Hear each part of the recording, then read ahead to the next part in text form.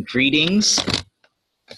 Time is week 4. We're going to go over, I'm just going to kind of review everything and talk to you guys a little bit more about how to integrate it and go over the goals and a little bit about creating habits and how to like program it. So I know some people are doing cars every day or every other day, so I'm just going to talk about a little bit about that.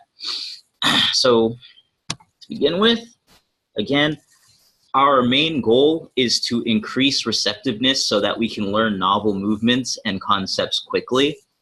So the quote, "The more you learn, the more you can learn," applies really well here. You can look at it from a specialist perspective or a generalist perspective. So a specialist would look at it like you can get really good at a specific subject, but you always realize that there's more to learn about that subject, right? So the problem with this specialist approach is the decline in progress or the diminishing return you get in.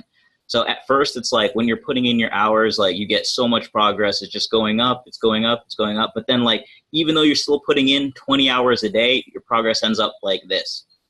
And you get what's called a diminishing return.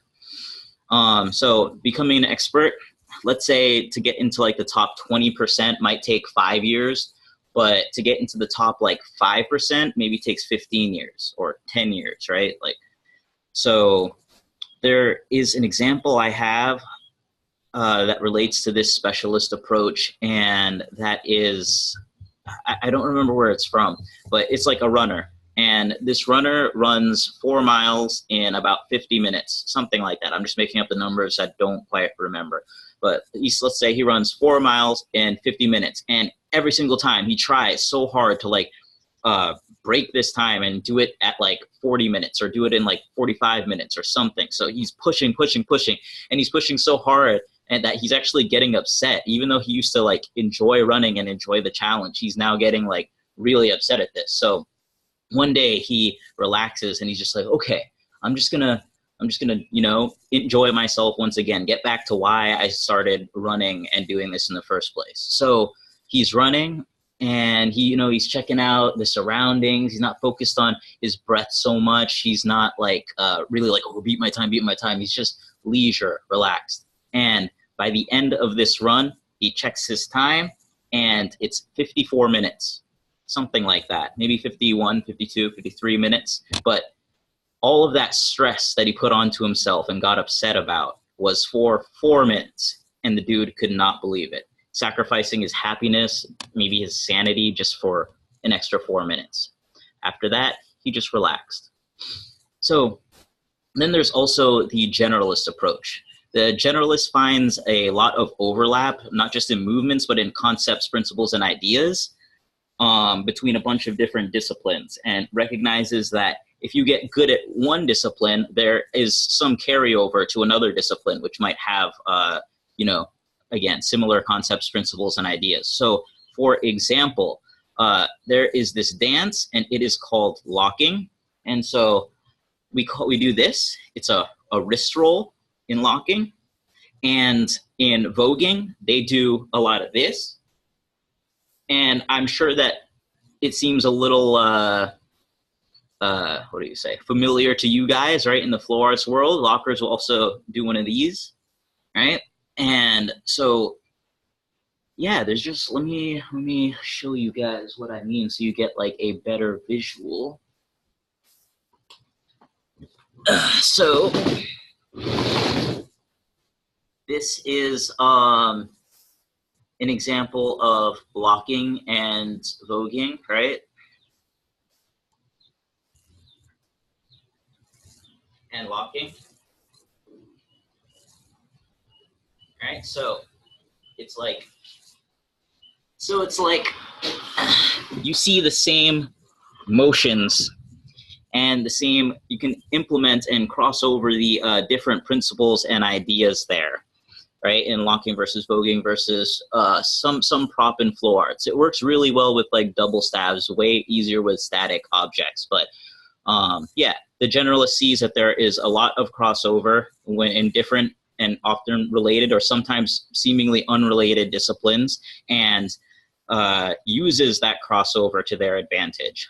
So if you, so for me, I got good at poi, right? And I was able to transfer what I know to double stabs. So I've only been I've put like 2 months total practice time into double stabs, maybe. I haven't picked them up in a long while. I'll show you guys a little bit of things, but obviously it would take someone a much longer time if they've just picked up double stabs as their first prop and they don't know anti-spin, they don't know what in-spin is, they don't know like a concept about planes and such, right? So just gonna kind of show you guys, because obviously maybe you guys have not even seen me do any double stabs because I don't really pick them up. These are my friends. Right. So I probably spin double stabs like a poi spinner does. But I see a lot of similarities here in gunslingers. Reminds me a lot of that. And I was able to take movements, novel movements from my double staff work and concepts and stuff from double stabs and put it back into my poi. And it has been absolutely invaluable. Like, I'm super happy I picked up double stabs. It helped me clean up my planes on gunslingers and like recognize and take notice of things that I just really was not looking at before. And I did not watch any tutorials for double stabs. I just picked them up, played with the object, like pretended that they were poi, kind of like really stiff poi, essentially. So yeah. Again, with this generalist approach, is that the more novel movements you learn. One second, let me see. I wrote this here. Yeah. So the more novel movements you learn, the less novel movements are possible, and this relates back to increased receptiveness. So we want to increase our receptiveness so that we can learn any movement or a trick more quickly, right? And so by putting our body in so many different positions, so many different novel positions, we make less novel positions available. And when you are learning any new movement, the more novel positions that your body has to be in order to achieve that movement, the longer it's going to take for you to learn that movement, right? So that is why we focus on this kind of generalist approach. Another thing is that recognize that it took a difference of possibly 5 years and 15 years, right? And a difference of like super stressing yourself and then not stressing yourself. If you you can imagine like you're like dipping your toe into a bunch of different pools of different temperatures or whatever, and getting used to all the different various temperatures and intensities, if that makes sense. And you get some type of positive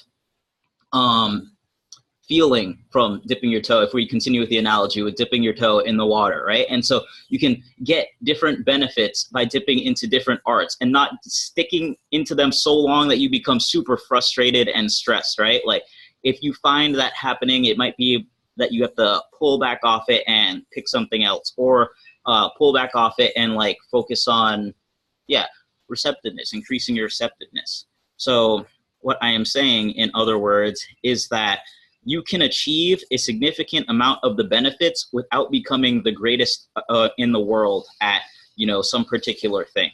And they call this sometimes the 80-20 rule, where it's like basically 20% of something gives you 80% of the results. So we are trying to get the most bang for our buck in all these different disciplines and put them together to have some type of creative and unique take on whatever it is that we're now creating, right? Because we have so many different elements from so many different places that it becomes something new. And so this will help us individualize our art as well as progress. Um, so another concept here is that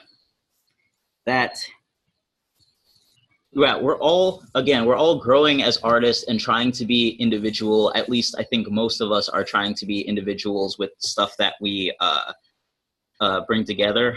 And so instead of supposing that we know what type of artist we're going to grow and develop into, or maybe more put, instead of thinking that we know exactly what prerequisites that we need in the future, we simply practice a wide range of prerequisites so that we can be ready for anything. And this also helps us avoid injury.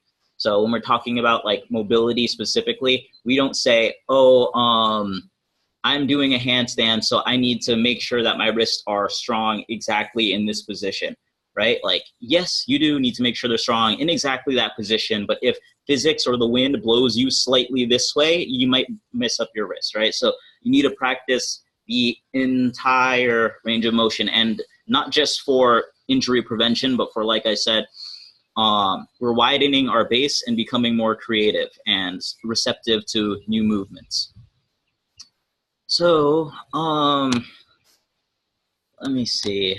That was just a kind of overview of our goals again, and talking a little bit more about this idea of becoming receptive and why it's important and why it's different, differentiating between a specialist and a generalist approach. I must mention too that, again, with this idea of instead of supposing that we know what prerequisites we need in the future, sometimes we do, right? Like, yes, like again with this wrist thing, like we know we need this, right? We don't know why we might need these other things, right? But your body also will implement them subconsciously, right? So when I picked up double stabs and got better at double stabs and then moved my novel concepts back to poi, it wasn't like, oh, I know exactly which novel concepts I am bringing back to poi.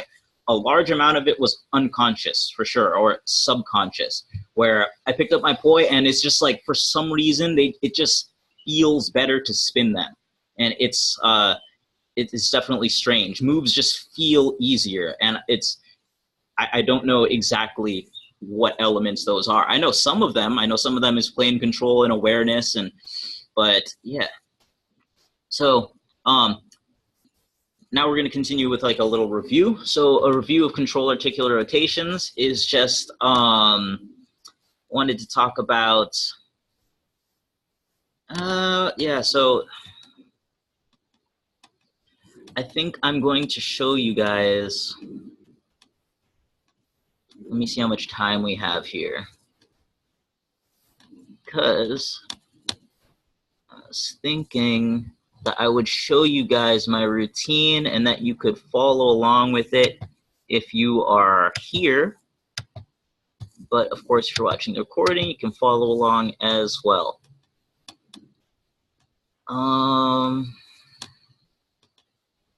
But first, I'll talk a little bit about just, I guess, briefly review why I'm about to do what I'm doing. So control articular rotations, CARs, and the principle of irradiation. So the principle of irradiation was tensing every muscle in your body while you're performing some joint rotation, right? And then at 100% intensity, I'm not talking to you, right? Because I'm focusing on tensing all the muscles in my body, my abs, my legs, my ankles, like everything that can be tensed, my hands, I am tensing them. And so this is to promote neuromuscular coordination and to isolate that specific joint that you're working on so that you can gain joint independence. I think I explained before that when some people try to do internal rotation of their shoulder, their entire this entire part comes forward instead of just a simple rotation happening at the glenohumeral joint. So when we're doing principle of irradiation, it's super important because, yes, we're isolating the joint and promoting joint independence, and your joints need to work like joints before you can move well. And so we're getting multi-directional forces, multi-directional and rotary forces, which I'll explain. So rotary forces is just when I'm doing internal rotation, right? There are certain forces associated with that. And by multi-directional, that would be like, say, if I am holding now this, which is heavy and producing a load, more of a load downwards, right? Then now I'm getting that direction, right? Or if I do this overhead now and rotate internally and externally, then I'm getting a force there. So when we do controlled articular rotations, right, we're moving through that whole range of motion. And so we get one direction of forces here, unique forces just all around, as well as the rotation, the rotary forces caused by the rotation, the internal and external rotation of our shoulder. And so when we identified a weakness or imbalance or like weird feeling spot, we wanted to attack those with pails and rails, right? Progressive angular isometric loading and regressive angular isometric loading. First pails and then rails. So pails was, we're trying to contract the tissue that is being stretched, whereas rails, regressive, we are trying to contract the tissue that is being shortened. And so there are many various examples of that for, you know, every different body part and many different ways you can do them. So I'm not going to show them to you guys. It's also very specific because the pails and rails that I do might not be the pails and rails that you should be doing or the pails and rails that you immediately need at this moment. Remember that pails and rails are for delivering a high dosage of movement nutrients and forces to that particular area so that your body can adapt. So I also talked about movement and exercise. So movement is not exercise. It's important to dedicate a lot of specific time to a specific slot of time to rigorous training. But like, what about the other 22 to 23 hours of time spent not exercising?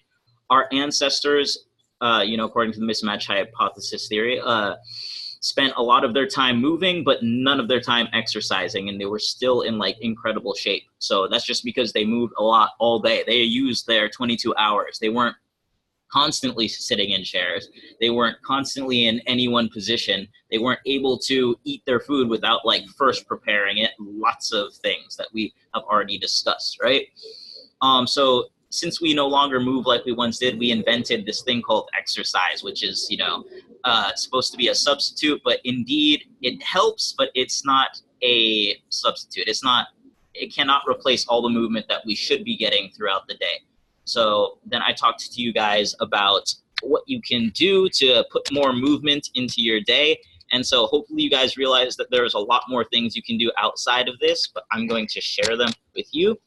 But there was the furnitureless challenge. So obviously you don't actually have to be furnitureless. You don't have to sit on the floor. You can sit in a chair too. But the point is, right, to sit in the chair in many different ways. So you can sit like this. Remember to do the other side always. Just a normal cross. We can sit like so. We can sit totally cross-legged. If you're super more flexible, you can sit like this. And if you can do the lotus and you're way even more flexible, then you can sit in the lotus. You put this leg on top of the other thigh. All right, and so there's more variations on that, right? If you are in a chair, you can try squatting in the chair and put your back against this thing for support, if that is possible. Just be very creative with it. I talked about the other limbs challenge, where you can, I don't know if there's anything really out here I can do with my foot right now, but I could also use my offhand. So like my left hand, right? I'll use my left hand to take off my headband and put it back on to my head instead of using my right hand only or my both hands at the same time. Super difficult, but it will make your brain tingle. Another thing you can do on the phone is hold your phone right in your left hand and scroll and do all that stuff with your left hand. You can even use your feet if you're like a total boss, but it's going to be hard. So the outside challenge, which I am performing right now, is to just expose yourself to the outside as much as possible. yeah, sitting on the floor to add a bonus to that, and looking out into the distance. The squat challenge was to just pretty much spend as much time squatting as you can throughout the day. You could go to try for 30 minutes. You don't really have, I don't time myself is the thing. I just squat, I literally just squat as much as possible. But there is like the 30-minute squat challenge too. So you can time yourself if you'd like. Then there was the barefoot challenge. So that is whether you're outside or inside, just be barefoot kind of as much as possible. Like really get rid of using those shoes because they pad your feet and they make your feet stop doing the job that they're supposed to be doing. And they adapt in a bad way. They adapt maladaptively, right? Bad adaptively. So something else that you can do, right, is if you're picking up things, right? Because I realize that this is a good one. So we're going to look at the various ways you can pick up an object off of the floor. You know what? I'm gonna go over here and go like so. Cool. Cool, cool.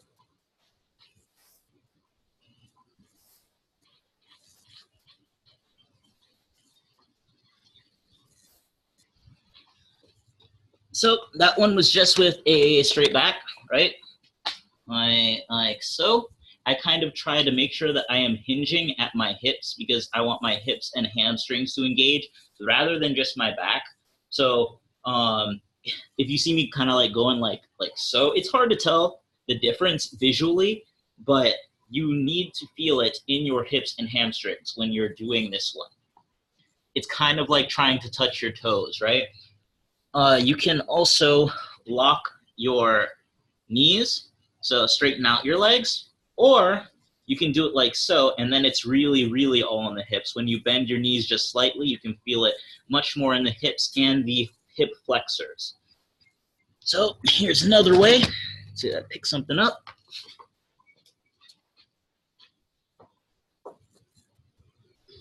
The one-legged pickup. And so you can pick something up with one leg, right? We can go, one leg is out to the side of me, and I pick it up. Alternatively, one leg is behind me, and I pick it up. And I can even go with the one leg behind my other leg, and I pick it up with my right or my left hand. You can change this, and the same thing with your feet, is that your feet can be, you can be on your right leg as a base or on your left leg as a base, but you do the same thing, where you put your left leg behind your right leg, pick something up like this, where it's just the left leg is straight behind, and you can pick it up with the leg out to the side. And you can also go in between those things, so diagonally, instead of just the north, south, east, and west directions. You can also squat normally just to pick things up, right? The point is that I think a lot of people are doing a lot of picking things up and putting things down on the floor, possibly throughout their day. I know I do so with my shoes, always picking them up, putting them down. So those are different ways that you can do that. There are some more advanced ways to pick things up off the floor, which is super fun. So if you ever have time, you can try like a one-legged squat. So let me show you. I'll just show you guys in case you guys want to attempt it, but be careful and go at your own pace, of course. So, all right.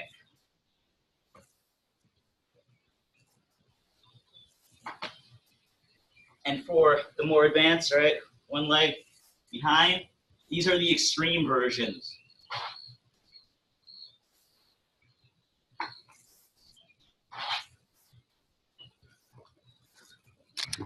So those are the extreme versions of picking stuff up.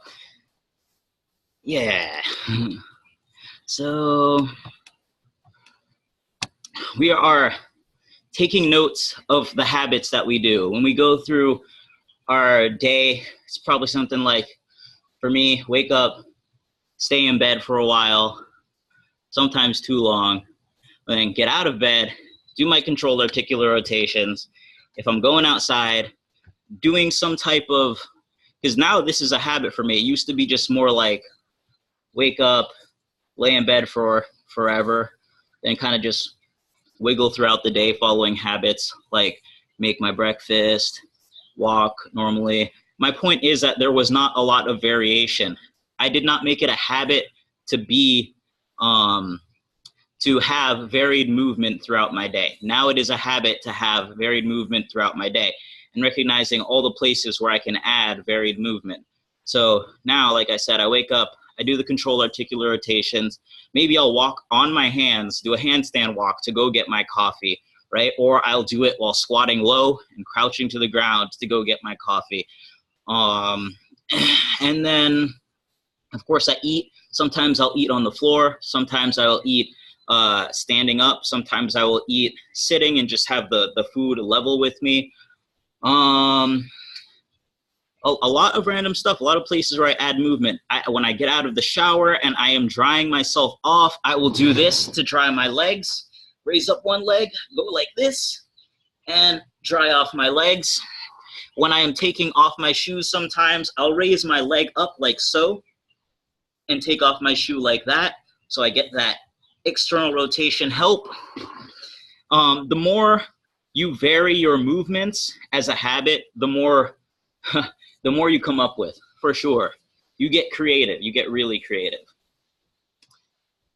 And so now I will show you guys, if you want to come along with for the ride, you can. We will go through what I do for my routine so that you guys can see my own personal practice. Yeah. So starts with controlled articular rotations, of course. I'm already warmed up, and I'm gonna try to, like, I usually don't time myself, and I don't want to make this like way too long. So I'll probably like skip out on pails and rails, but I'll show you guys, I'll skip out on doing the full version of pails and rails, but definitely show you guys the controlled articular rotations and in general how I'd apply the methodology of pails and rails. And then we're going to move on to picking up a prop and exploring base positions, because that is something I do very frequently. Again, because it helps with recovery time, you find more novel movements, and yeah, you increase that creativity. So let us get to it. Oh, I should mention Prop Dance Culture shirts. I noticed that I had the shipping on, and so it was like $27 when you tried to check it out. Now it's free shipping, so it's $20 when you try to check out. If you have already purchased a shirt, then I probably already reached out to you to get you a refund on your shipping. So yeah. Control articular rotations. Let me, there. So start by doing the control articular rotations for the hips. Raising my right leg as high as it can be. Here's me from the side, right? And so as high, going to the side, doing very little irradiation, but keeping myself straight. And here again, from the front. And then I rotate, again, trying to keep myself straight, like my normal standing leg should feel just like how I'm standing on two legs. My standing leg shouldn't have to do any kind of weird contortion to get my right leg to complete the movement. So I'm coming up to the top, to the side. Ideally, when I'm ramping up and getting more full body radiation, I'm squeezing here, squeezing my abs, turning into internal rotation, and then coming back, back, back, and to the front. And let me show you that from the side so you can see this from this side. Coming up here, going to the side,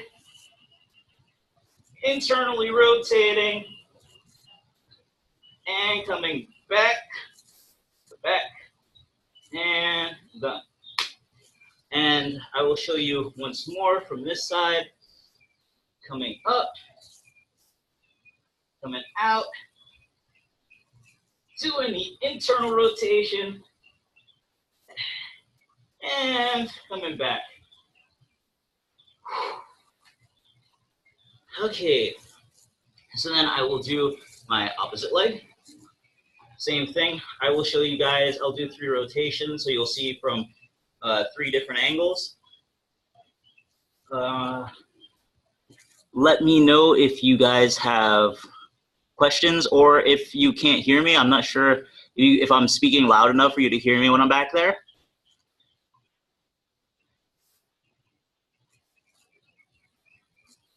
Okay, cool. So now raising the left leg and getting that tension, squeezing my abs, squeezing my standing leg, squeezing my quads, everything I'm squeezing. And I'm coming out to the side. I am internally rotating. And I'm coming to the back. And down. Show you from this angle.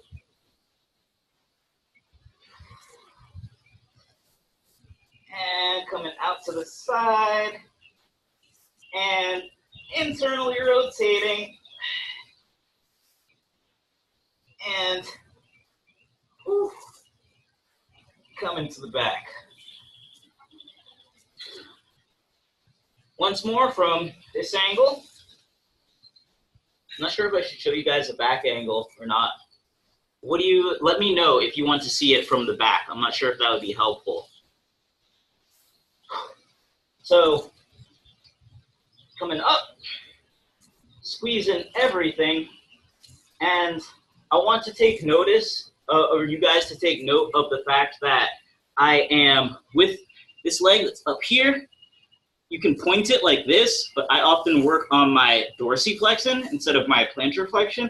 So I will pretend that my toes are being driven up to my shin and through my shin, but you can also do it like this, where you're pretending that you are trying to kind of like crush something with your foot. So like that, right? Like you're trying to grab something. I don't know if you picked something up off the floor with your toes, but that's what you should be trying if you haven't been doing it. But if you do that motion, you're familiar with it, that is the motion that you should be, that is what you should be feeling and the motion you should be doing with your foot for here. At the same time, I'm taking my heel and bringing it as close to my glute as possible. That's something I work on often. You can also make sure that you're specifically at 90 degrees. If for some reason you want to work on that, it just depends what your goals are. But when you bring your heel close towards your glute, then you are working on the squat, essentially, right? Because, hopefully that is obvious. So, yeah, I think that's all the nuances. So I am bringing my heel to my glute as much as possible, and I am flexing my ankle into dorsiflexion. And here we go. Squeezing everything. Going out to the side, going into internal rotation, and bringing it back.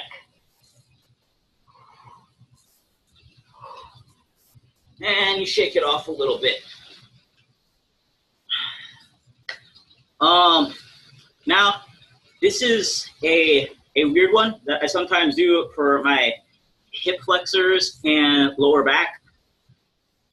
So you can stand with your feet about shoulder width apart.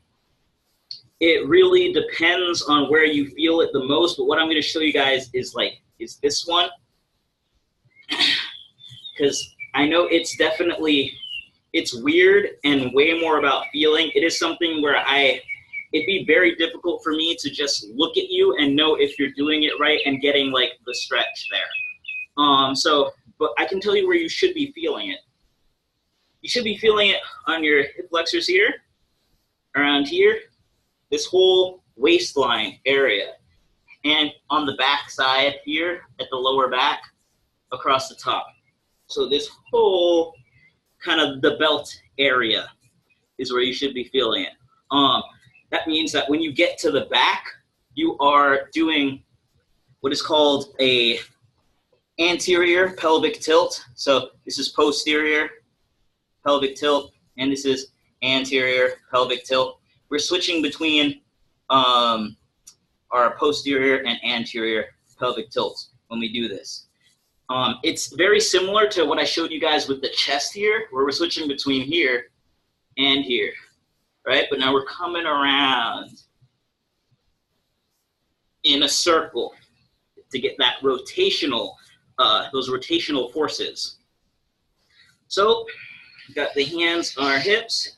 We are pushing ourselves into, so this is the posterior pelvic tilt, right? And we're coming around to the side and moving into our anterior pelvic tilt, like so. And really trying to feel it in the hips there, and coming back into our posterior pelvic tilt. So posterior, anterior, really squeezing, and posterior again. You can go the other direction, and again, I'm not like relaxed. I am really focusing and squeezing everything still. I am squeezing my my biceps, my forearm, my hands on my hips. Everything is tensed up while I'm trying to hit these particular spots here. And you may not feel it like I feel it. Every body is different, which is why I try not to show you guys very specific controlled articular rotations. Some people just kind of don't get the same benefit from the same controlled articular rotation, no matter how much they tense or try to isolate that specific area. They might need to do a different, they need a different, what do you call it, spectrum of movement nutrients in that area, or a different particular set of movement nutrients for that area, right? So yeah. Also, you never like master controlled articular rotations. You only get better at doing the controlled articular rotation. So just keep practicing, even if you just keep practicing towards feeling it and feeling the progress that that movement gives you, right? So after that, shake ourselves out, and I'll raise my right leg, and we'll do controlled articular rotations in the right ankle. So again, squeezing everything. You can put your hands wherever, right? But we're squeezing everything. And here I am driving, I'm keeping this tense, so I'm not bringing my heel, right, to my glute, kind of like I was in the hip one version. I'm keeping it more at 90 degrees. And with the ankles, I am driving it up as much as I can into dorsiflexion while keeping the rest of the body tight. And then I'm moving in a circle. You can move clockwise or counterclockwise to start with, doesn't matter. Just make sure you change the direction. And so, as you can see, I'm coming over to the side here and really pushing into that direction. And then I'm coming a little bit down, and I'm feeling out every little bit of range of motion that I have. And notice that with my foot, I am squeezing as if I'm picking something up off the floor when I get down into my plantar flexion. And so now I'm into plantar flexion and going off to my right side and really feeling it and coming up. And so now I'm in dorsiflexion here, but my ankle is turned out to the side. So now I'm turning it inwards here. Let me show you with my wrists just so you can get a better feel for that. So I am bringing it up, right, into dorsiflexion. We're pretending this is my foot. Dorsiflexion, dorsiflexion, dorsiflexion, coming out to the side. But see, this is still dorsiflexion, right? So this is dorsiflexion, this is dorsiflexion. The only thing that changes is the ankle, right? So dorsiflexion and then dorsiflexion. There's different types of dorsiflexion. So I'm coming across the top, exploring all my dorsiflexions, coming down, squeezing, and coming back up. So going into plantar flexion, exploring all the various angles of plantar flexion, and into dorsiflexion and exploring those angles. So let me do a rotation back in the opposite direction from what I did before. So you can see, and I'm squeezing everything, exploring that dorsiflexion, coming down into plantar flexion, which hurts like a lot for me. And then we're coming down across the side and back up onto our, midline dorsiflexion. And completed. So then we move on to our other angle. We'll go a bit quicker. So dorsiflexion, going any direction, squeezing, really squeezing, going down into a plantar flexion, squeezing the toes like we're grabbing something, keeping our legs and body, the rest of our limbs in approximately the same position. Even if you don't see my ankle moving, I am still generating force in that position and moving it very, very slowly through my maximum range of motion. And so up now, and the toes relax, right? Because I'm moving into dorsiflexion, and dorsiflexion out towards my sides, laterally, and bringing up dorsiflexion to the medial section, and back to the start. And you should really be feeling it. I cannot stress how much you should be. I'm sweating. You should be sweating. It should be real work when you're doing the controlled articular rotations. Yeah, so the thing is that when I do mine, I am able to get to what I'd call 100% pretty quickly because I practice a lot. So I've been practicing for, like a year, 2 years, right? So when I squeeze, I can squeeze everything as hard as I can. Pretty much it takes me not so much time to warm up. It's very definitely related to me getting to my maximum end of range of motion more quickly than I used to when I did passive stretching. I just have more neuromuscular coordination. So if you find that you're not able to squeeze and really feel it and get that that strain, just keep squeezing till you are able to say this is my max. I cannot squeeze harder than this. So yeah, so you may need to build up to 100%, which is totally fine, completely fine. Yeah. So shake it out, shake it out, shake it out.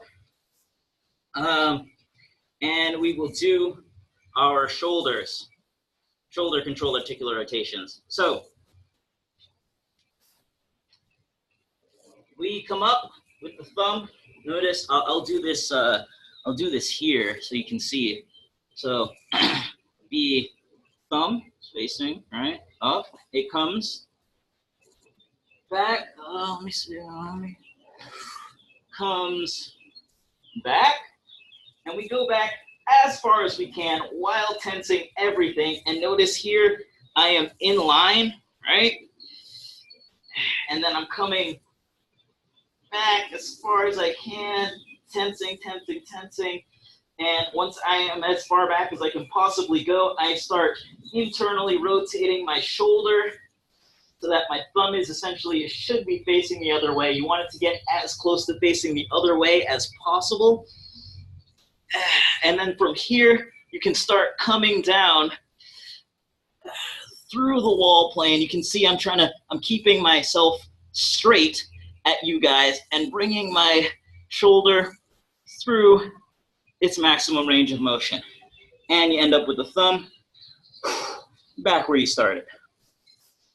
So I will show you now from, okay, sorry. So now I will show you going the opposite direction. And again, how many times I actually do rotations on each individual joint will differ depending on how warmed up I am. Basically, like sometimes I wake up and I feel so stiff. I don't know what is with it, but I just wake up and I'm like super duper stiff. And so I will spend more time on controlled articular rotations. Some days I'll wake up and I won't be able to ramp up to 100% irradiation as quickly. And so at those times, I will spend time and make sure that I get to 100% irradiation before moving on with the day. But of course, yeah, other times I wake up and I'm super limber. I have like way more range of motion than I had like the day before. So your body, your progress, it's not a straight line like this, right? Like it's like, but you'll trend upwards. So now we're doing controlled articular rotations on our arm going the other direction. So I am tensing everything, come into the back with my thumb facing forward, come to the back as much as I can. Again, I am making sure that I'm not turning my torso at all. I want to be facing forward and in wall plane, right? This plane, yeah. And so I'm coming all the way back. And even, so if you want to be advanced, if you find that like this is too easy to just be simply like against the wall, you can go to the extreme, which is just like, instead of being here where you can see like my shoulder, I'm like here, you know? So you can really like push your range of motion. And I've been working on bone breaking. I'm trying to get to that flexibility where I can do that crazy stuff where people seem to pop their shoulders out of their joints. So I'm working on really extending my range to the absolute fullest, so past the wall plane. So we're coming back here. We're really tensing everything. And we're coming up as far up as we can. And then from here, we externally rotate our shoulder till we have the thumb facing as far to out as it can, as far as we can externally rotate. And then we bring the shoulder up and down. And of course, you shouldn't do that quickly, but it is exhausting to perform controlled articular rotations and give instruction at the same time. So here's that same controlled articular rotation from the front. Going here. I'm tensing everything. I'm feeling it out. I can feel the spots where I'm particularly tight. I'm externally rotating as much as I can. And coming up, and down. Back to where we were. So, now the other side. Always doing the other side. Bringing our arm up with the thumb, facing up. going back as far as we can. Again, or like so that we are in line with the wall. And we're rotating internally, holding it, coming down.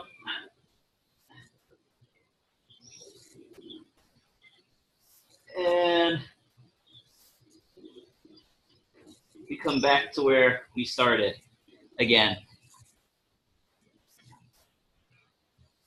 So we got a question from Jay Smith. He says, have you ever heard of progressive relaxation? I heard about it in my psychology class. I have never, I mean, I think I know what you're talking about. And Pails and Rails, I believe if you're talking about the body and relaxation of the body, I'm just, I'm thinking of the words progressive relaxation and kind of like making something up. So I'm not totally sure if I know what you're talking about or not. Pretty much. But I'd be interested to hear and look it up and learn about it. You tense up each muscle group and down your body for better control. Yep, that sounds like pretty much exactly what we're doing. Different words for the same thing. That's what Pails and Rails do, where you're switching from doing a relaxed passive stretch to contracting your Pails, then your Rails, and then completely relaxing to go back into that stretch and really focusing on that new range of motion that hopefully you just achieved. Isometrics, that is what that means, is you go into, say, your splits, right, and you tense really hard in your splits, trying to kind of squash the ground underneath you, and then you stop tensing, contracting, trying to squash the ground, and relax, and hopefully you slide a little lower. That is the basis of isometrics, and which is, we can also call progressive relaxation, I guess. Cool. So let us do this other shoulder going this direction, I believe. So now you're coming back as far back as we can. Again, keeping the torso forward, making sure that we're not cheating and pulling back that way. And then we are externally rotating our shoulder and coming over the top. Finish that circle. Whew. So a point that I want to make here is notice that I am focusing on particular cues. So when I go all the way back here, boom, this is one cue. Now that I'm as far back as I can possibly go, now I'm going to start doing my internal rotation of my shoulder, and then I can continue doing this while trying to carve out this range. Trying to really go as far, let me show you from the back here, back into the side. And really exploring that range there. When I do the internal and external rotation of my shoulders or my hips, I am focusing particularly on that part. So every, you can think about this like base positions, like what I told you about from last lecture, right? So this is one base position. I'm really like focusing on this. And then when I internally rotate, I'm focusing on that specific base position, trying to internally rotate as much as I can while my arm is up here in that. And then coming back down and really focusing on each and every point where I can bring my shoulder back a little bit more than it normally goes in just the regular wall plane, where you can, right, see my entire shoulder's motion. Really poking out. Same thing for the hips again, is just, this is one base position where I'm bringing it up as much as possible. Same thing with my toes, right, up or down, and then bringing it out to the side as much as I can so that it's totally flat here, right? You want to be like so, as flat as possible while keeping your posture straight up. And so that is another base position or cue. And here I will start internally rotating my hip. And as you can see, internally rotating my hip, and my goal is that my heel will come above, if I can, without messing with my hip position. Again, with the internal and external rotation, you can end up cheating. So I don't want to like alter my hip position for the sake of my heel coming up.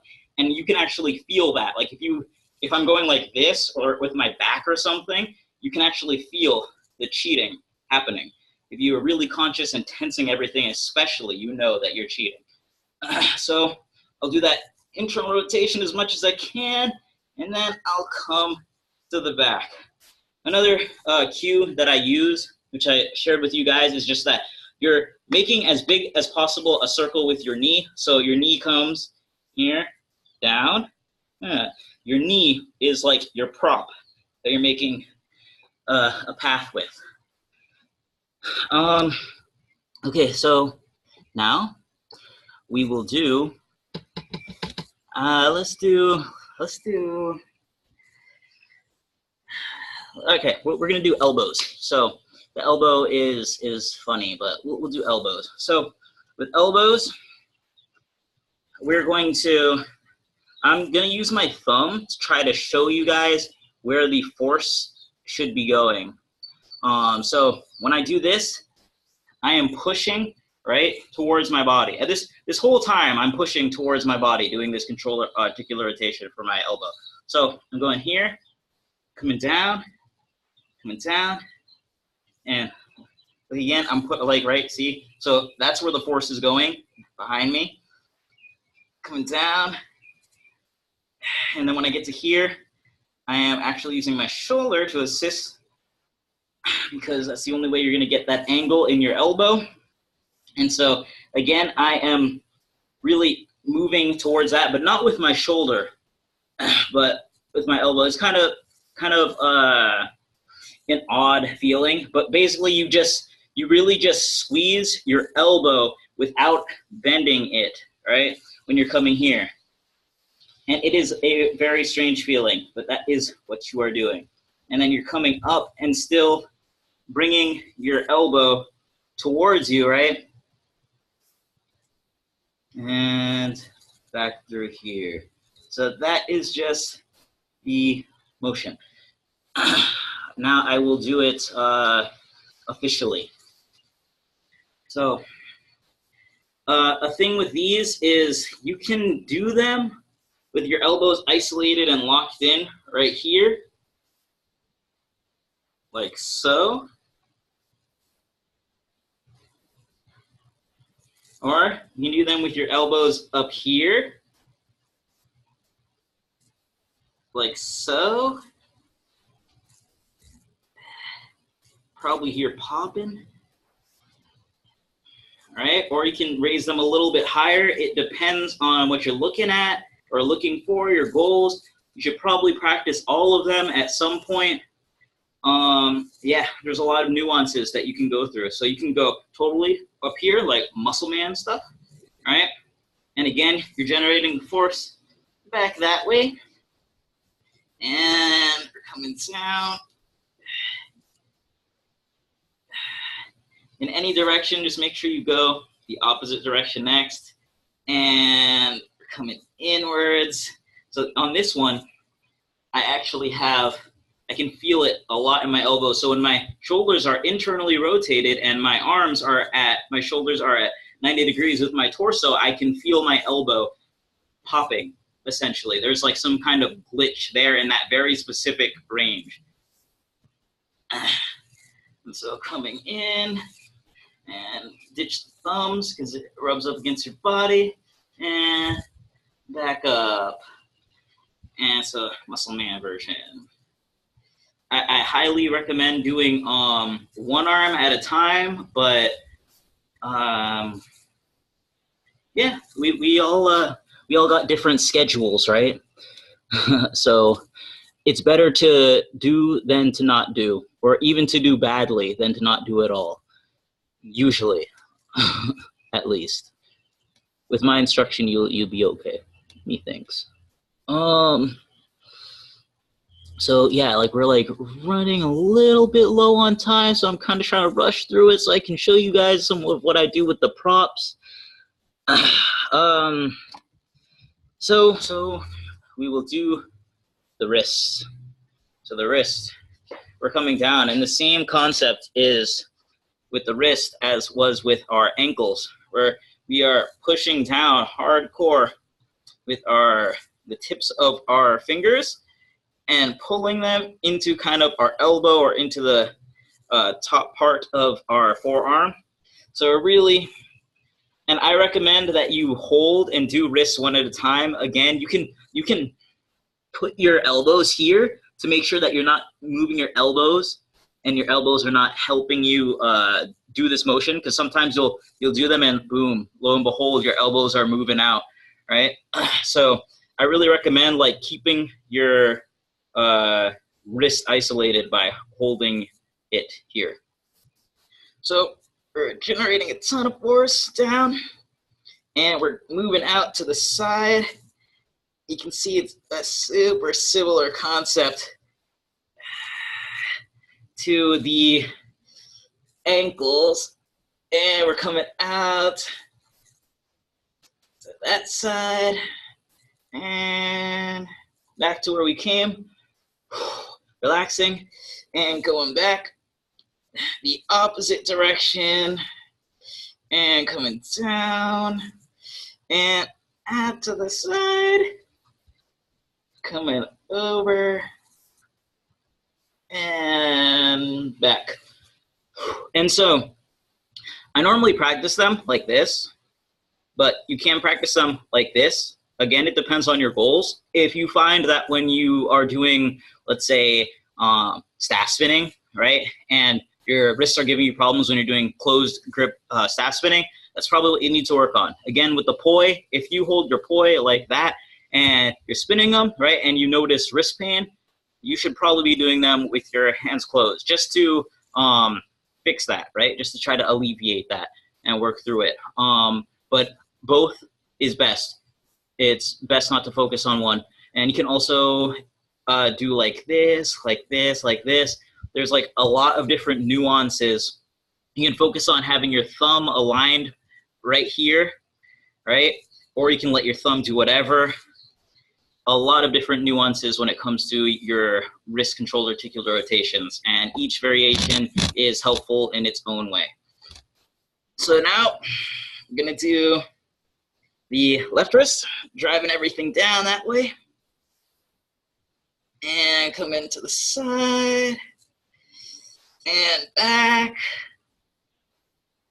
and up, and notice I'm really focusing on tilting my wrist into its maximum end range of motion, coming down as much as I can, squeezing my abs, squeezing everything, my biceps, my chest even, and coming down. I'm probably ruining my vocal cords too. Okay, so we did wrist, we didn't do neck, we didn't do chest, but I don't know, are you guys here okay with continuing later than we're supposed to? If so, then I will stop rushing. But I wouldn't like to take up too much of your time here. I guess if you have to leave, then you can leave. And if you have questions, definitely ask the question before you leave. It's okay that I'm in the middle of this thing, but then you can watch the recording of what I am doing afterwards. Does that sound good? Good, good, cool, cool. So I'll show you guys the neck control articular rotations. And so it's super simple, and yes, I flex my neck. The neck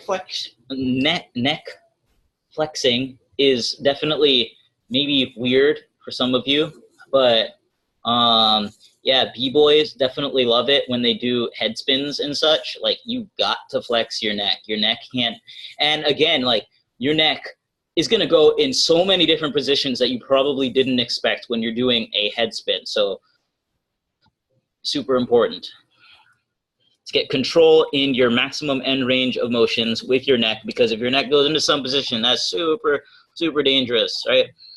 That it's not ready for, then that's super, super dangerous. So,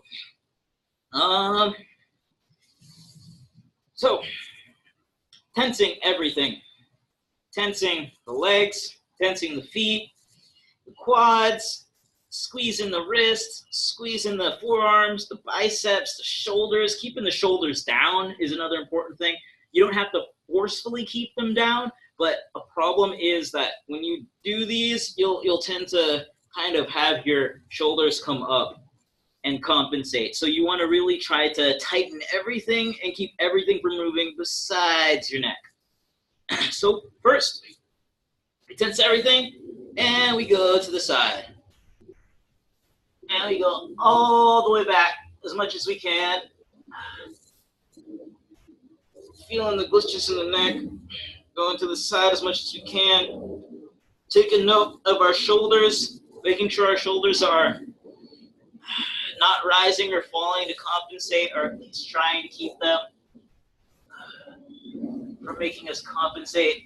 If you find a spot that feels particularly weird and you want it to smooth out, like, again, like I was saying with the cues, you know, if this is glitchy, really, really like move up and down in that space. So again, if like right here is glitchy, feel free to tense everything and really just groove in that spot. So we can go now the opposite way. We're tensing everything. We have our chin.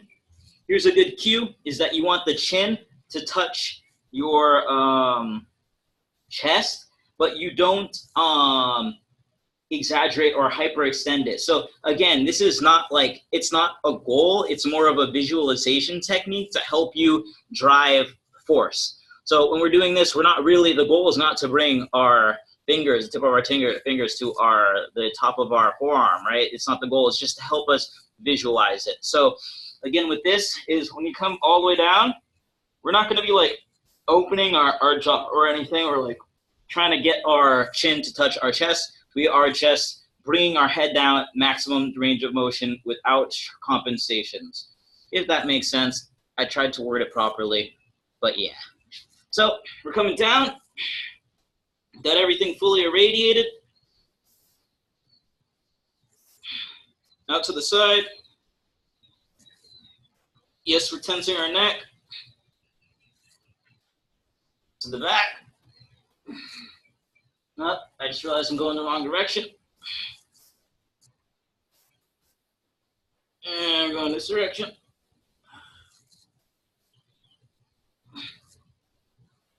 To the back.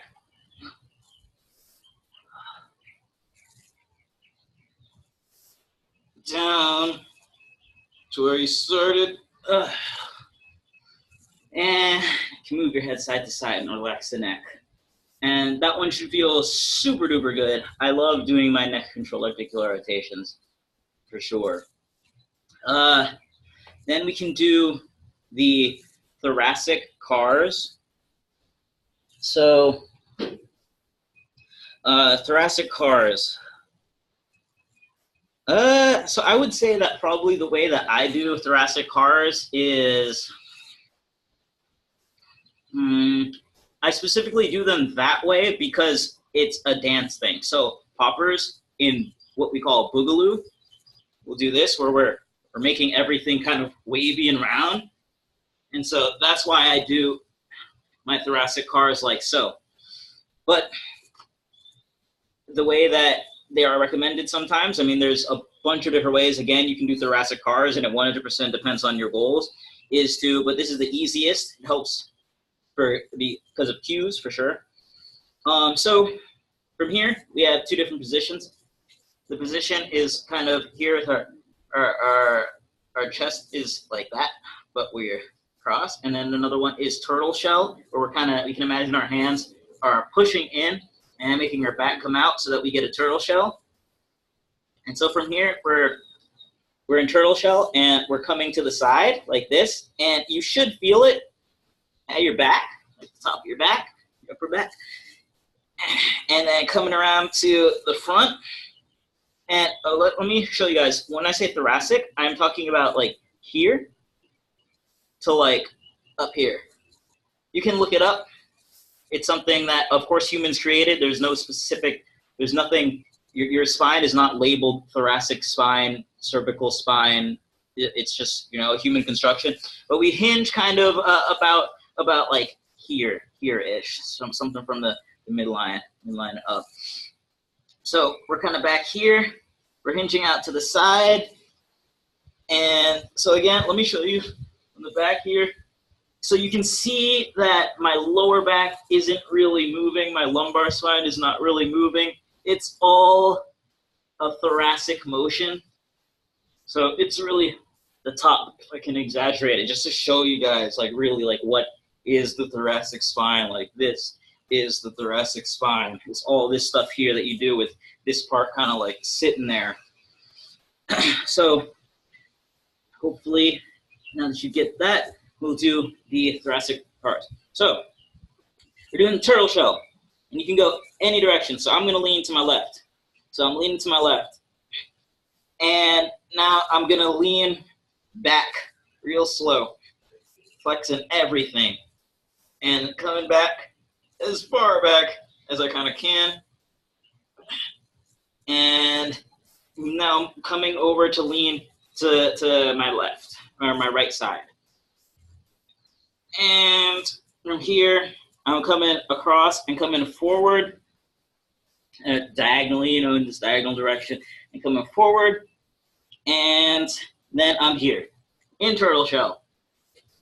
Turtle shell. So we have, if you want to think about it as two base positions then that we're moving through circularly. And it's super weird to get the control articular rotations in this way because it's definitely not so clear cut. But you can actually think of it as 4 different base positions. So we have this base position, right? And again, with the shoulders, my bad. You want to relax your shoulders so your shoulders are not going with the motion. But you have this base position, the turtle shell base position, the kind of back base position where your chest is forward and your thoracic spine is forward, like so, and then over to the side. So we are just moving, again, the shoulder, oh my gosh, so then, yeah, we're moving through all 4 different base positions so that we can get movement throughout our maximum range of motion. And so now I'll start from, I went from the left going back, so now I'm going to start from the right going back. So that way. So focusing on kind of moving to the side. You can bring your neck into it. You don't really, you want to keep your neck like in one position for sure so that you're not getting influence from that, but it's super complicated to worry about both your neck and your shoulder at the same time and make sure it's perfectly isolated and look at yourself in the mirror and focus on tensing all the muscles in your body. So again, doing it badly is better than not doing it at all. So we're going to go for here and we're going to try to be perfect, but we're always going to be less than. So leaning over to the side, we're tensing everything. We're tilting backwards. And moving over here to the left side now. And then we're coming into the front, feeling that turtle shell. Flexing. And once we get back over to the side, we relax. Something I like to do after that is I just kind of brace myself here and I'll try to turn only with, so not my hips, but I'm going to turn at my thoracic spine. So you'll see people do this. I want to do a controlled version of that with bringing my neck in. So like you saw, my neck is in the same spot. Again, you could probably do this either like so, where your neck is moving too, or just whichever, depending on your goals. Like if you want to keep this isolated, this part isolated, like feel free if that's what you need to work on. So bracing myself, I'll rotate as far back as I can.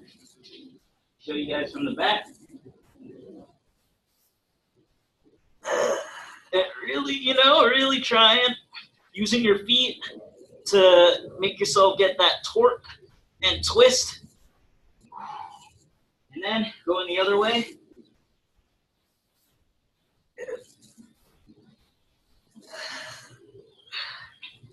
Woo. And again, we're not turning at the hips. It's not like we're keeping, let me see, because I did not show you guys my kind of midsection there on that one. So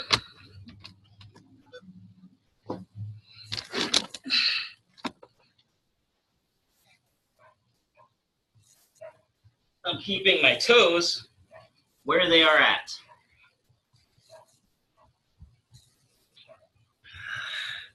Trying to keep the hips and such forward too, and keep the motion as a twisting motion just up here in my spine. So again, trying to isolate and not compensate. So we did the neck, we did the thoracic spine, we did the hip, did the shoulders, did we do the wrist? We did the wrist. I think we did everything. Like there's one more that you can do from your shoulder, which I'm just gonna show you real quick. I think it's interesting. Again, there's like so many control articular rotations. We could have done the shoulder in this plane, right? And so that would be, we're forcing ourselves back, coming down to here. Obviously we can't go all the way back there, so we're gonna come out here and bring it across our chest as much as possible, and then over here. So we can do it in this plane, essentially, is what I'm saying. You can do controlled articular rotations in so many different movements. It just depends on your goals. Don't think of it as, oh, I have to go and do these specific, you know, things. Like, find, explore what makes you feel good and gets you moving towards your goals, okay? Because your goals are different from my goals, definitely. I mean, at least likely, maybe a little bit of overlap, but yeah. Another shoulder control articular rotation you can do, which I thought was interesting, is you kind of move your shoulder back. So it's this motion. And that is all I'm going to show you, is that we're depressing our shoulder as much as possible, using the arm up as a cue.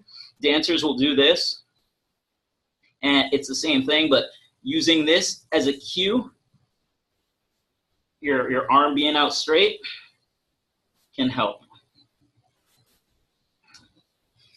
So now we shall do what I do with a prop. And I'm going to show you guys, since I have my stabs out here, I'll show you what I do with stabs and show you what I do with poi.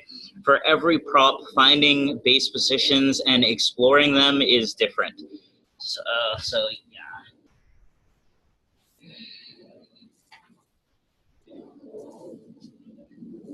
Of course, by the way, after this, after my control articular rotations, I know what I need to work on already, because I've been doing this for a while. But after I find what I need to work on, I would be using pails and rails. And again, as many ways there are to do cars, there are to do pails and rails. So I'll use a specific set of pails and rails to achieve my goal. Yeah, there's some other stuff in functional range conditioning, which I'll teach you guys eventually. So there's isometric MPs, there is kin stretching, there is passive end range liftoffs, there is passive end range holds, there is functional release, which I can't teach since, you know, you have to actually be touching someone to show and give examples that way. But there is, yeah, a bunch more to that system. It's an excellent system. It's more of a thought process rather than tools. Again, like the tool is control articular rotations. What control articular rotations do you need? Well, it's based on you. So it is a thought process on how to approach gaining mobility. So something I apply to stabs is I notice a lot of people, especially, and like, again, it has to do with their goals. When they do stabs, they'll hold it like this, or maybe like this, or like this, or like this. That is a choice that you make, an habitual choice. And if you want movement variation, then you can try different ways of holding the prop. I like to hold my prop like this because I want to work on my wrist mobility and get my planes working. It's something that I knew I wanted to get from stabs to apply to poi. And I'm not sure how much of it is unconscious, but when I spin my poi now, they somehow, I somehow, like, I guess, move my wrist in a certain different way that makes my planes more smooth and just makes it feel better. So I'll grip my, I'll grip it like this, and my staff like this, and extend totally. And then I'll show you. This is essentially a controlled articular rotation, but with a staff. So I am going like this and coming downwards. Let me show you in fast motion what it is. So it's just a regular forwards thing, right? But what I'm doing is I'm taking note of all the joints that are working to make this happen. So I notice that when I do this with my wrist and get down to here, I can't complete the circle. What I have to do is internally rotate my wrist so that I can straighten back up, and then externally rotate my shoulder. Did I say externally to rotate my wrist? I meant my shoulder. So I am noting that I'm doing internal and external rotation of my shoulder, as well as noting the rotation of my wrist. And so I'm going really slow. So I'm going down, and then when I can't make it anymore, I'm applying that same idea, like, okay, that means I need to turn out my shoulder, and I'm gonna go as much as I can with my wrist. Okay, now I need to internally rotate here. Boom, as much as I can with my wrist. Okay, I need to externally rotate, right? And so I'm just going through that and really working on that base position there. So once I got that smooth, because that took me a while, it is way harder than it looks. Here's from the side so you can see.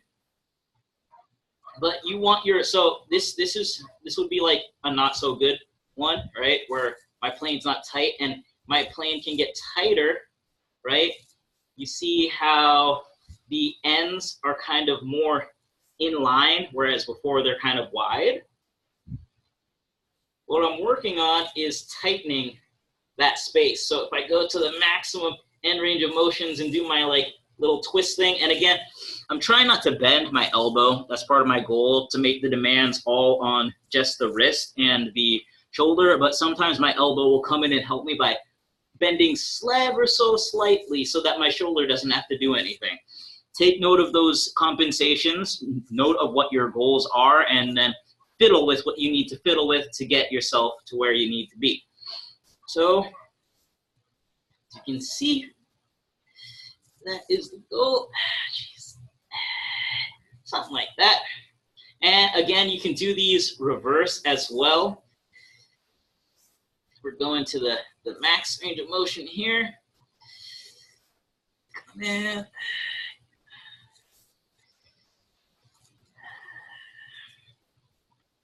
My shoulder is sore.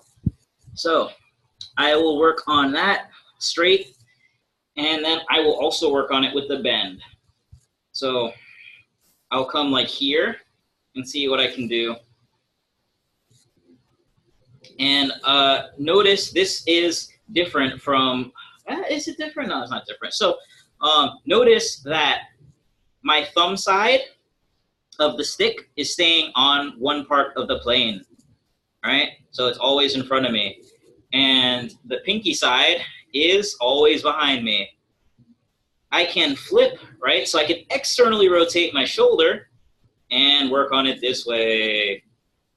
So I have my pinky side in the front and the thumb side in the back. Switch it, boom, I have the thumb side in the front and the pinky side in the back. And I can work on that same thing here, where I work on keeping my shoulder externally rotated and rotating with my pinky side on the front side of wall plane.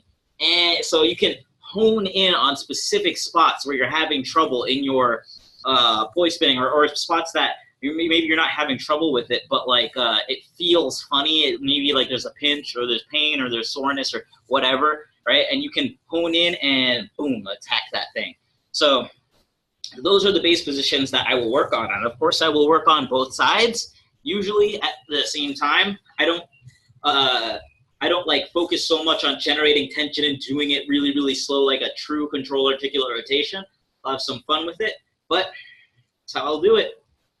On both sides here, I'll come real close. And for those of you who don't have a staff, you can pick up a pencil or glue two pencils together. Like, it works. I'm telling you, it works. Any stick, it doesn't matter if it's a staff. Like, you can do this with anything.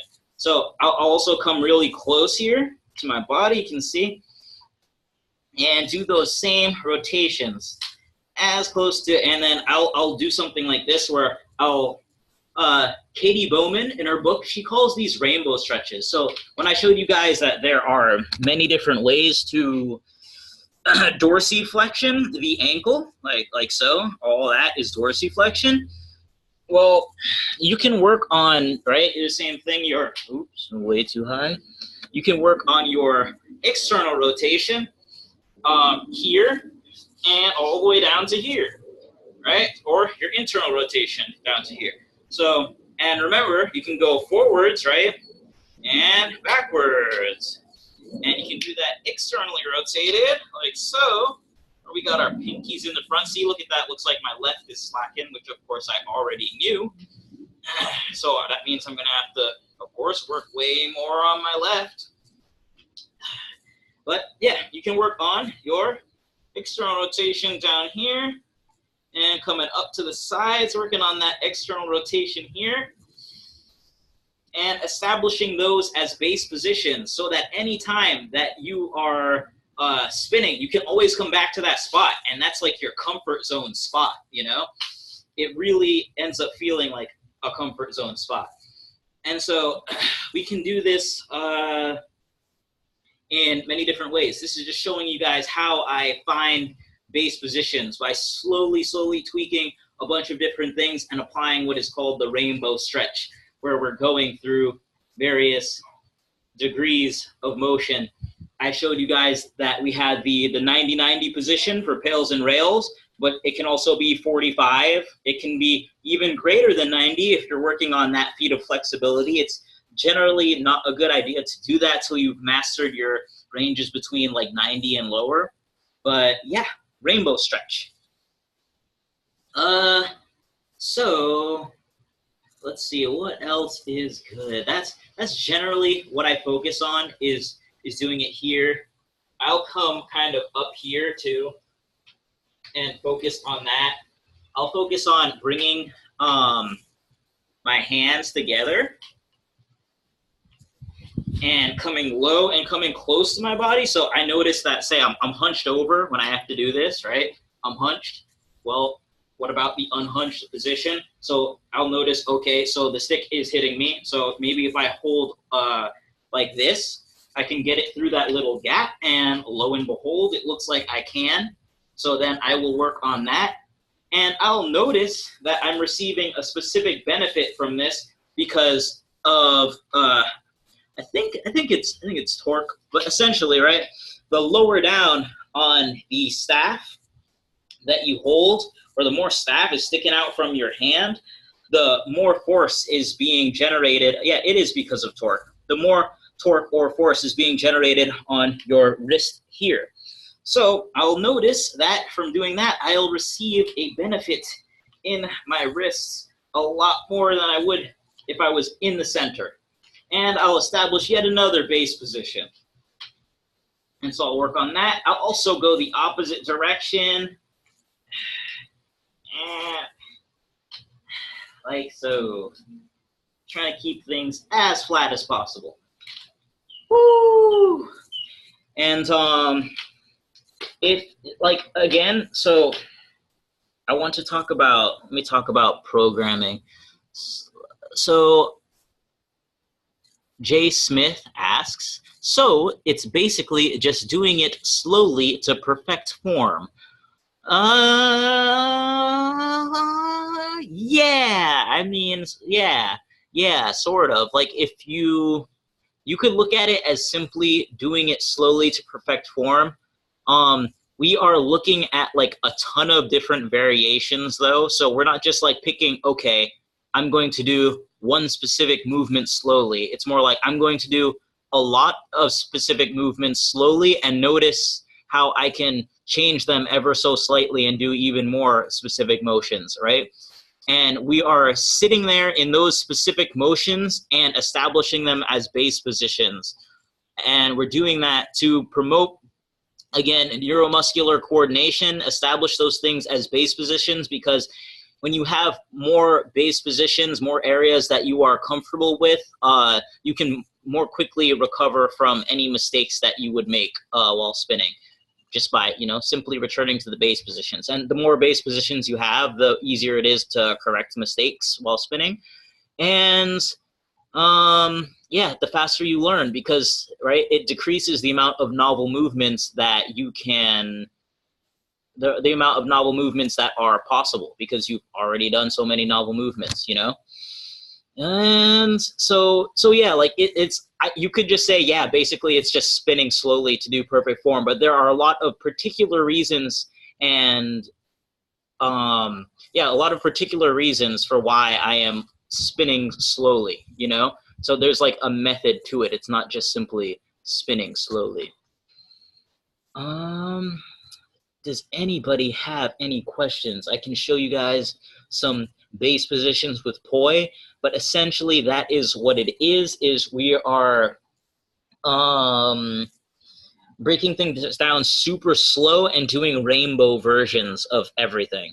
So like if we just have this motion, right? Well, if we look at it from this side, I'm coming perfectly in plane. What about this one, where I'm slightly more in front?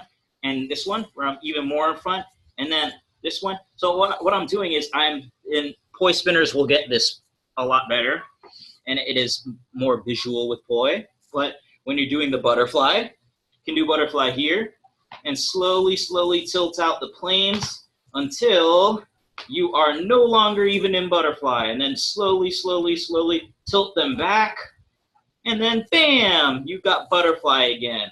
And you can even tilt them even more so that you get into like essentially reverse. But that is the same thing that I do with poi, with staff, with any prop that I pick up, is I will go through rainbow stretches or a wide variety of positions with that prop until I get used to them. And it applies the contact as well. So it's not just spinning and holding the object. I will get really used to balancing it. Like, so I'll balance the ball on my 2 fingers, on my 3 fingers. I'll practice on my 4 fingers, right? I'll practice with, I can practice, I don't do that one so much actually now that I think about it. So boom, I just found a weakness is on my pinky fingers and my index, and these 3 fingers over here, I don't balance it so much. You can balance it, right, on the back of your wrist, like so.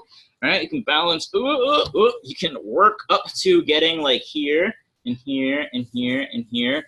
So I do work on all of those as base positions, where I'll like, even if I have to do this and I'm like putting it against myself, this is a base position. This is a base, this, it's a base position. You can end up doing something cool here.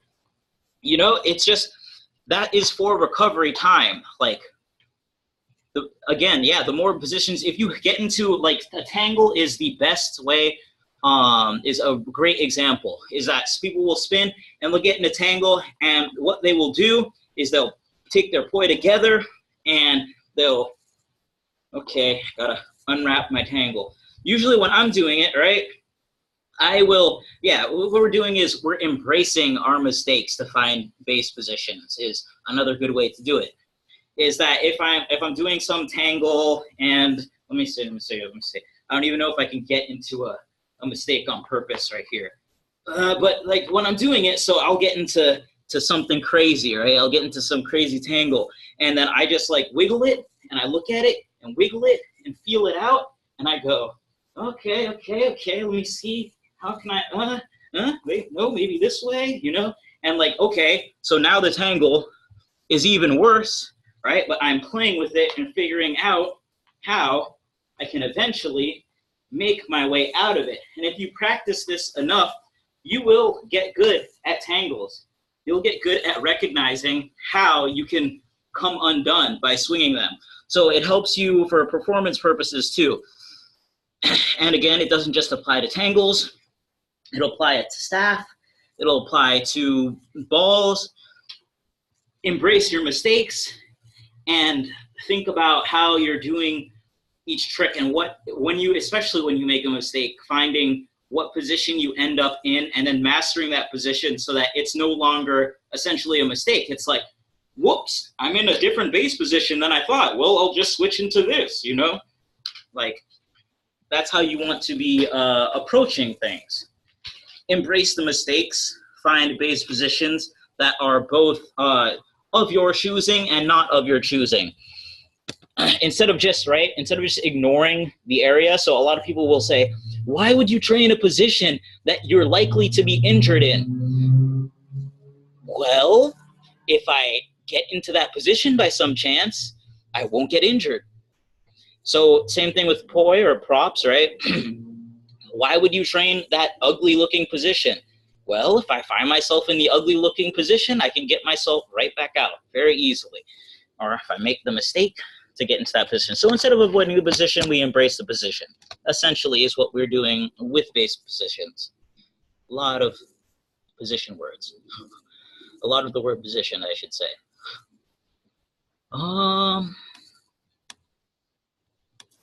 So I wanted to talk about programming briefly because we are so over time.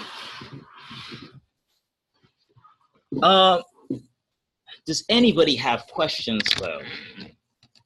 If you have questions, please feel free to type them. I'll talk a little bit about programming and creating habits a little tiny bit. So programming, as you can see with my practice that I have shared with you guys, I can get sometimes really tired after doing control articular rotations and then pails and rails. So at that point, like sometimes I'll be like, dude, I don't even like want to do prop spinning. So, and that's totally fine. Just like, that means maybe you skip it tomorrow, and tomorrow maybe you won't be sore and maybe you'll be amped. Like it really depends. So that's why it's hard to sometimes say, excuse me, it's hard to sometimes say, I should do this particular schedule. I think a particular schedule or routine is super important for establishing the habit, but I don't think it is a great idea to focus on enforcing that one particular schedule for the rest of all time, right? So, and it's not just like adapting it. Again, this has to do with instead of supposing that you know all the prerequisites that you're supposed to be doing, or instead of supposing that, oh, I know that tomorrow is my pails and rails day on these specific things, so I'm going to definitely do that no matter what. Like in the morning, when you do your control articular rotations and you listen to your body and you see, again, like I was saying earlier, that this is tight or this feels weird or this is not, then that is when you adjust your schedule. So definitely have like a general schedule and take note of what your body does. It depends on how hard you go. Maybe you go super hard today, so you know that you'll need a break tomorrow. But then again, if you don't need a break tomorrow, definitely go do that. Don't sell yourself short. So what I'm saying is have a routine that is flexible and based off of your body's needs. Really feel to and make that connection with your body, because your body will tell you like to really focus on something and to not focus on something. And so that leads me to talking a little bit about pain and soreness. And so this is something that you guys will get used to. I'm sure you've been sore due to an injury and then sore due to after working out. Like it feels different, right, in the head. And then pain again, right? You've been in pain from like somebody like hurting you or something, and then in pain from going into like a super deep stretch. You have to be able to definitely like make the distinction, because I'm not going to say no pain, no gain, but I'm also not going to say there should be no pain. Like there should be like some discomfort. But again, words are subjective. I can't tell you about pain levels the same way I can't tell you about intensity levels. It is subjective, and it is a kind of agreement or conversation that you have with your body. So that is my take on programming. Definitely try to get control articular rotations in there, your pails and rails in there. Try to do control articular rotations every damn day, because you can at least do them lightly. You know, that's a great thing about these tools, is that you can do them at 100% intensity or very light intensity. So if you're feeling sore, just kind of ease off it a little bit and still get through them. That's a great thing about a routine, is that, right? Like I said, if you're feeling pain and you have the routine, you probably shouldn't do the routine. But if you have not so much pain that you can do the routine in a light way, then adapt it to do so, right? You don't have to, if you're in pain, like drive it hard, but at the same time, you don't have to quit. So programming, creating habits. Habits is a collection of, I want to talk about habits just because I think, like I was saying earlier, a lot of my practice is done throughout the day. Like I will, you know, stand on one leg throughout the day doing random things. The other day, yesterday actually, I discovered a movement that I don't usually do. So while I was brushing my teeth, right? And it's, again, I have made this a habit to like keep myself moving, and I don't do it unnecessarily, but you know, it depends. I try to do it in appropriate moments, but so I was brushing my teeth, and I got a counter right where my sink is, and I was like, oh yeah, let me plop my leg up here and I can get some stretch in. Oh yeah, you know what? While I'm in this position, I can squat kind of a little bit. And so now I'm feeling a stretch. I'm brushing my teeth and I'm feeling a stretch here. And that takes absolutely no extra time. Another thing is that, which I do all the time, is that you can just squat while you're brushing your teeth, right? And then come back up and spit in the sink and etc. So that all has to do, building those habits has to do with recognizing like what a habit is. So a habit is a cue followed by some process and then followed by a reward. The thing about habits is that your brain kind of like, it's things, because sometimes the reward, you have to really like work and figure out what your brain will say, yes, that's a reward to, because sometimes it's not as simple as, oh, the cue is here. Let me back up a second. So the cue is something that sparks a certain decision or a certain process for you to carry out. And the process is the process of carrying out that action. And then the reward is what you get for doing that process. So best example I can think of is you wake up, right? And waking up might be the cue for some of you to spring out of bed. I end up laying there. I'm trying to stop it. It depends on how I am, because, you know, I used to in the past have this thing where I woke up and eyes open, I'm up. I jumped out of bed. Now I'm kind of getting out of bed like in the 10 more minutes, 10. And so anyway, no matter what, when I get out of bed, I'm like, all right, I got to make coffee. So the cue is getting out of bed. When I get out of bed, I'm thinking, okay, got to make coffee. So the process is go, like, put the coffee in, right, and start the machine, pour it in the cup, add the creamers and blah, blah. And the reward is, that stimulation effect that I get from coffee. Like, literally, food is a powerful motivator because it literally acts like drugs. It has a drug-like effect on the brain and makes you go, like, the brain is like, yeah, that's a reward. So sometimes you might have to coach yourself with like something like, let's say you want to develop a running habit, right? You need to you need to either make a cue or identify a cue that you already have and use that to drive a different behavior. So let's say you want to start running, right? Maybe I'll put my running shoes, say I want to run before my coffee, right? I'll put my running shoes in front of my door so that I cannot open the door without like bumping into my running shoes. And then it's just like, okay, okay, I wake up, I go to make my coffee, my running shoes, like I already know I can't skip it. I got to go do this. So, and then I'll run. And fortunately, at least for most people, it is definitely for me that running gives your brain that reward like effect. There's some stuff that goes into it, but yeah, it releases endorphins, right? And endorphins are, you've heard of maybe the runner's high, right? Where people run and they just feel like amazing and incredible after running for a certain period of time. Well, yeah, that definitely happens for me. I love it. But at the same time, exercise on its own, like like while actually exercising or trying to, I still have to pull myself to go exercise. So there's that thing. But as you do it more often, it'll become this habit, right? Like, okay, every time before I go to bed, running shoes at the door. So I wake up, running shoes, like go do my run, and I actually end up feeling good, and it's good for you. And I think about it and I try to reinforce the reward that I get. So instead of just relying on, say, like the feelings of coffee, which are super powerful, the coffee and the feelings of food and the rewards that gives you, I will reinforce it by like aligning it with my personality and my own goals. So like, I'll be like, I am a person who wants to run and be in good shape and run like a beast and be human strong and be like,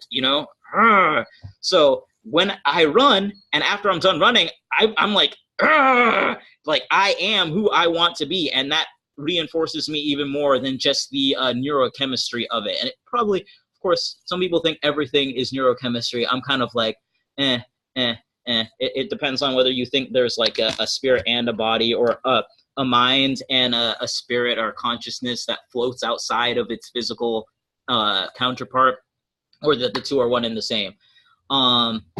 Anyhow, yeah. That is what I do to reinforce my reward. I think it helps. Like, for example, if you smile, right, like you're in a bad mood, but you're smiling all the time, you'll actually trick your brain into making you happy. This is like a thing. If you act a certain way, you will actually start feeling that way because your brain just does not know the difference. It's incredible.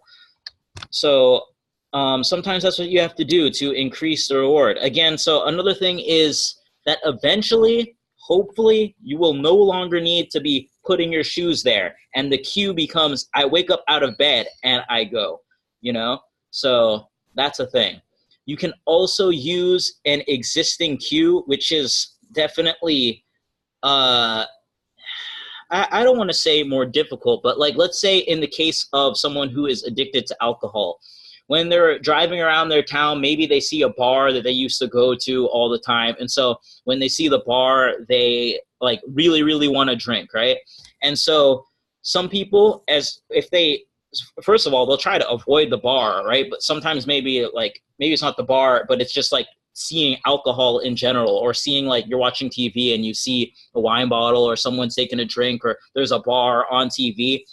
When they get that urge, when they feel the cue to go complete that process that the cue is cueing them to do, instead, they will replace that process with another process. They'll get down on the floor and they'll start doing some push-ups. They'll grab their running shoes. They'll go outside. They will do something else to replace that and try to make sure that that something else has a reward associated with it, whether that is a real tangible reward for the brain or something that they have to kind of say is, I do not want to be this addicted person anymore. And so I'll do whatever it takes to take this process and substitute this process with it. And that will align with my goals and that will reward my brain. I will feel pride from making that adjustment. So what you guys are going to do is do that in like a much smaller scale, where you're looking at all the things that you normally do every single day, like all your movement habits. Like maybe you wake up or maybe right as soon as you get home from work, like you just plop down on the couch, man, and you're just in that position for like the rest of the day till you go to sleep to bed, right? Well, maybe you try plopping down on the floor and maybe you shift into different positions. That is what you're going to do, is you're going to find the cues that guide your habits throughout the day, and you're going to replace the processes and hopefully maybe make some type of awards that allow you to grow towards the goal that you are seeking. And that's habit building. That is the essence of it. Does anybody have any questions? You can read The Power of Habit or listen to the Audible book to hear more about that. It's really quite fascinating. It's super cool. Questions, questions, questions. I know this is like the longest, probably will be the longest lecture of the whole semester, but it was worth it. It was fun.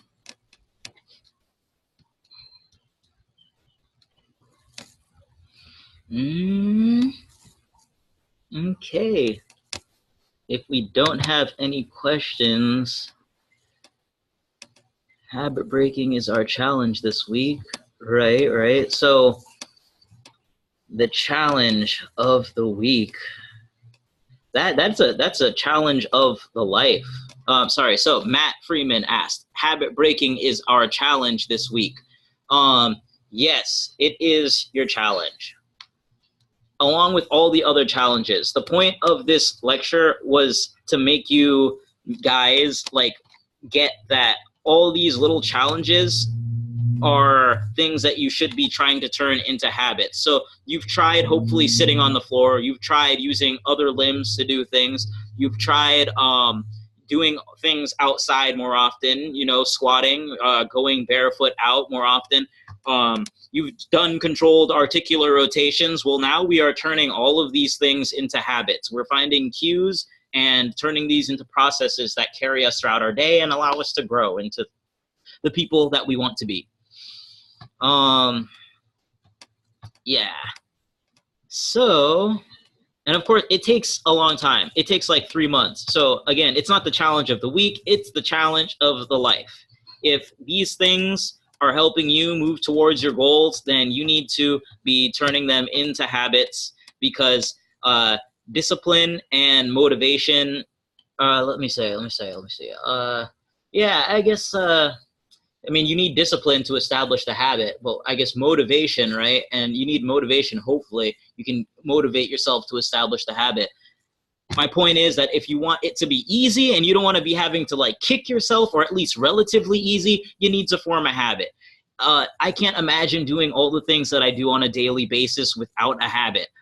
It just sounds horrible. If I had to force myself to put my leg up on the floor, to squat down, it just comes. I walk outside, or I go to brush my teeth. I just squat. I just put my leg up. When I'm getting something off the floor, I just get it off the floor with one leg. I just do it. It just happens. It's part of my being. So yeah, let me see. So actually, I'm going to give you guys a challenge, another challenge. We talked about the freeze challenge. I want to talk about the move challenge really quick. So Matt Freeman says, habit forming. So he says, I've heard 28 consecutive days can start a new habit. I could be wrong, and obviously there are different circumstances. So yeah, it totally varies big time. So the amount of motivation and discipline that you need will vary according to the habit and according to the person, big time. So for some people, it's hard for some things to ever truly become habits, but with trying to, give yourself a bigger reward, that and having like a strong cue and a big reward and a process that you can fall in love with and enjoy, because really you just have to fall in love with the process. What did they say? They say suffering is guaranteed, but success is not. So if you're guaranteed suffering, you need to choose something that is worth suffering for. Like Bob Marley said once, right? Said something similar to that. He said, what is it? I can't remember the quote. Maybe some of you know the Bob Marley quote about suffering. So yeah, I showed you guys freeze, which is about the base positions. I wanted to show you guys a challenge called move. So I'm going to show you guys really briefly, and I'll also make a demonstration clip. But I thought it was super important to just go over everything and kind of bring it together into a way that you guys can make things practical. and integrate them into your lives. So, oh man, you know what? This floor is all like wet because it was raining. Savage. Essentially, this is what you're gonna do.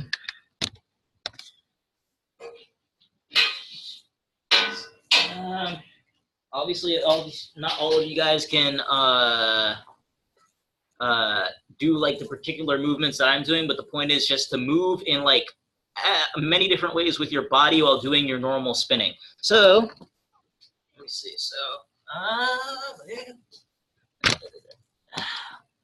there you go. So Matt found the quote here. Truth is, everybody is going to hurt you. You just got to find the ones worth suffering for.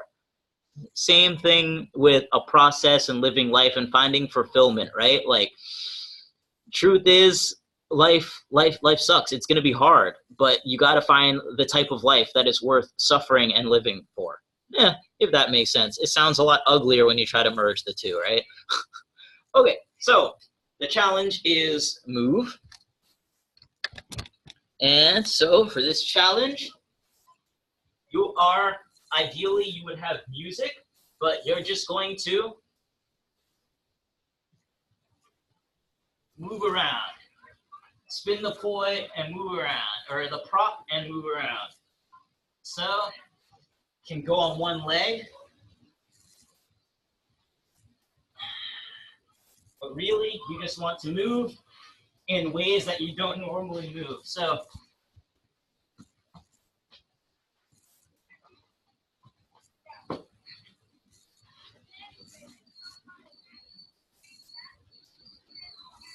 I never spin like this.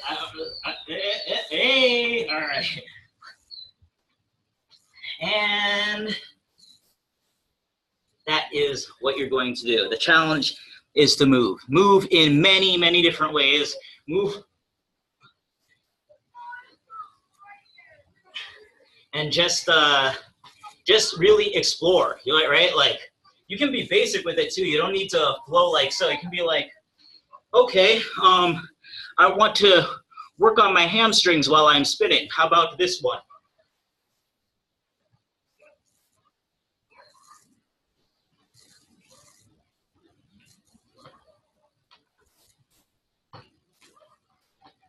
And you can just simply explore how you can spin in different positions.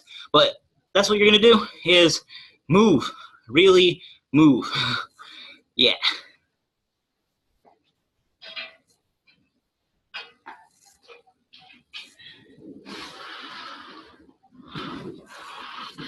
Oh, bonus points if you can combine move with freeze.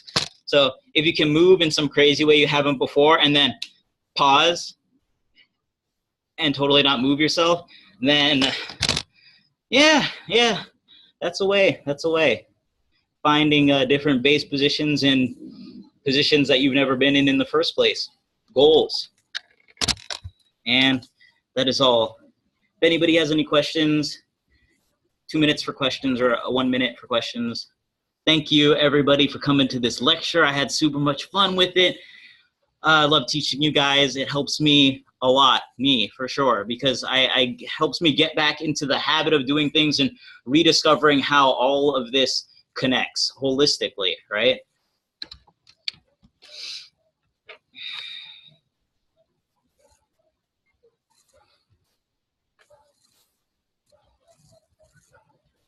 Have you made that? So I've been asked, have you made that freeze song yet? It's been difficult having someone help me for that. Right on. Yeah, it's a good way to do it too. I will make that song probably by the end of the day today, if not tomorrow for sure. Please remind me. I will make a song with pauses so you guys can practice freeze. Yeah, it's great to do it voluntarily, but it's better to have someone catch you off guard. Of course, both are good for their own reasons. Yeah, so definitely remind me and I will get you guys the song. Yeah, exactly. Okay, cool. So definitely will do that. Yeah, anybody have any more questions?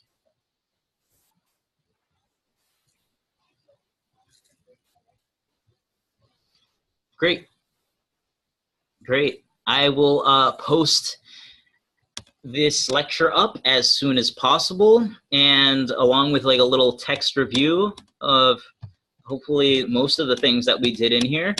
And thank you again. I really appreciate you guys' support. This is super awesome. I'm excited to see you guys grow and establish habits. Like, it really is a lifestyle change for sure. For sure, for sure. So thanks again.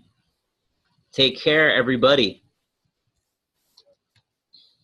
Have a good week.